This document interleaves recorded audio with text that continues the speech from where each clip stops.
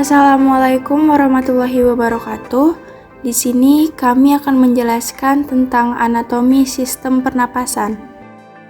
Sistem pernapasan terdiri dari hidung, faring, laring, trakea, bronkus, bronkeolus, dan alveolus.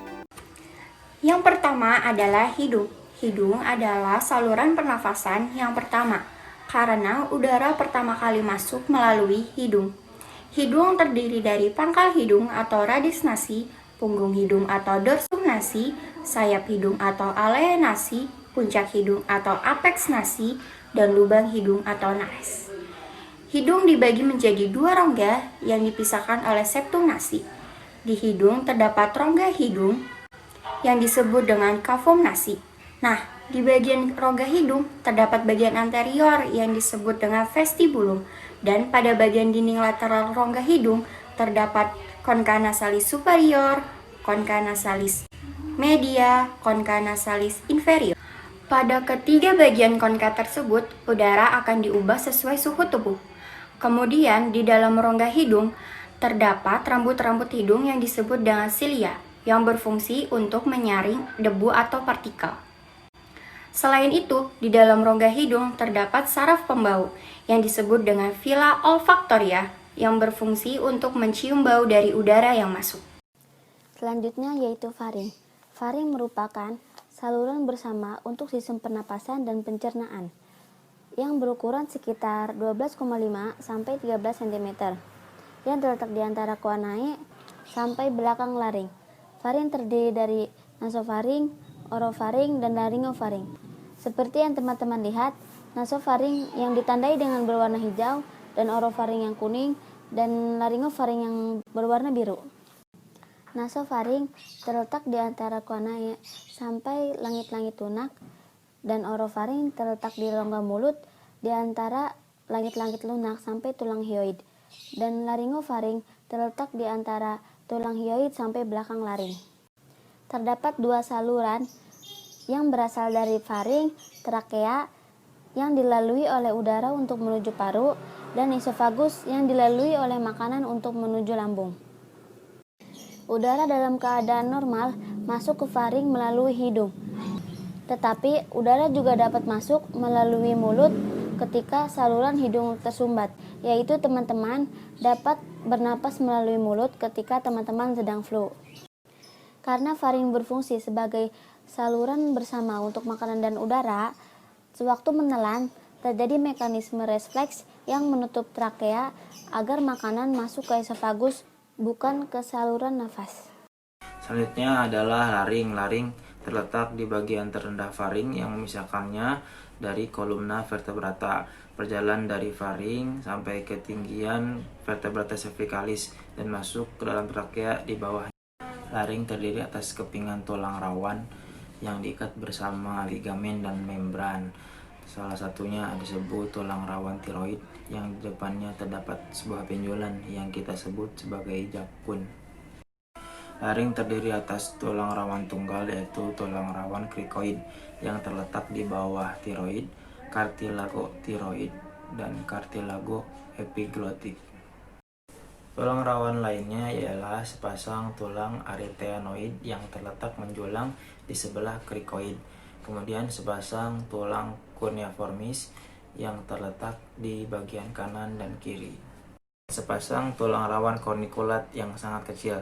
Di puncak tulang rawan tiroid terdapat katup tulang rawan yang berfungsi untuk menutup laring ketika menelan. Laring dilapisi oleh sel epitelium berlapis. Pita suara terletak di sebelah dalam laring. Berjalan dari tulang rawan tiroid di depan sampai ke tulang rawan arytenoid. Dengan gerakan yang ditimbulkan oleh tulang rawan arytenoid yang ditimbulkan oleh berbagai otot laringeal, pita suara dapat ditegakkan dan dikendurkan. Dengan demikian, lebar sela-sela antara pita atau rima glotis berubah-ubah ketika kita berbicara ataupun kita bernapas. Selanjutnya adalah trakea atau yang biasa kita sebut batang tenggorokan. Trakea memiliki fungsi sebagai saluran penghubung dari laring menuju bronkus dan panjangnya 10-13 cm. Trakea ini terletak pada bagian servikal dan bagian torakal dan akan memanjang 5 cm ketika kita melakukan inspirasi dalam. Trakea ini dindingnya sangat tipis dan juga kaku. Trakea tersusun atas yang pertama 16-20 susunan cincin tulang rawan, yang kedua mukosa, yang ketiga jaringan epitel bersilia untuk mencegah benda asing yang masuk, yang keempat jaringan limfoid, yang kelima kelenjar, yang keenam setelah diantaranya dilapisi oleh jaringan ikat fibroelastik. Selanjutnya saya akan menjelaskan tentang bronkus. Bronkus memiliki bentuk bercabang yang menghubungkan antara trakea dengan paru-paru kanan dan paru-paru kiri, yang biasanya disebut bronkus kanan dan bronkus kiri. Nah, bronkus primarius atau bronkus utama itu terletak pada paru-paru sebelah kanan yang memiliki panjang 1-2,5 cm dan posisinya hampir berdiri tegak. Sedangkan bronkus secundus adalah bronkus utama yang terletak pada paru-paru sebelah kiri yang panjangnya 2 kali lipat dari bronkus utama kanan dan memiliki posisi diagonal. Pada paru-paru kiri terdiri atas lobus superior dan inferior, sedangkan pada paru-paru kanan terdiri atas lobus superior, medius, dan inferior, yang kemudian bercabang menjadi bronkus tertius atau segmental. Pada bronkus tidak terjadi pertukaran udara, namun bronkus merupakan jalan keluar dan masuknya udara menuju paru-paru. Selanjutnya, bronkiolus. Bronkiolus merupakan cabang dari bronkus yang mempunyai dinding lebih tipis dan tidak memiliki tulang rawan, serta tidak terdapat kelenjar pada mukosa. Cabang pada bronkiolus kiri dan kanan berbeda, di mana jumlah pada cabang tersebut sama dengan jumlah lobus pada paru-paru, yaitu bronkiolus yang kanan terdapat 3 cabang dan bronkiolus yang kiri terdapat 2 cabang. Kemudian, fungsi dari bronkiolus tersebut untuk menyalurkan udara ke alveolus. Selanjutnya, bronkiolus akan bercabang lagi 3-4 cabang agar dapat membentuk bronkiolus terminalis, di mana pada gambar yang diberikan nomor merupakan bronkiolus terminalis. Bronkiolus terminalis ini merupakan bagian akhir dari zona sistem respirasi yang memberikan suplai ke sebuah asinus paru yang mengandung 10 generasi bronchioles, respiratorius dengan ductus, dan saculi alveolares. Setiap bagiannya mengandung alveolus sehingga merupakan zona respirasi. Baik, selanjutnya saya Habib Zulreva ingin menjelaskan apa itu alveolus. Alveolus adalah struktur anatomi yang memiliki bentuk berongga terdapat pada parenkim paru-paru yang merupakan ujung dari saluran pernafasan, di mana kedua sisi merupakan tempat pertukaran udara dengan darah. Alveolus merupakan anatomi yang hanya dimiliki oleh mamalia. Baik, ini ada beberapa bagian dari alveolus.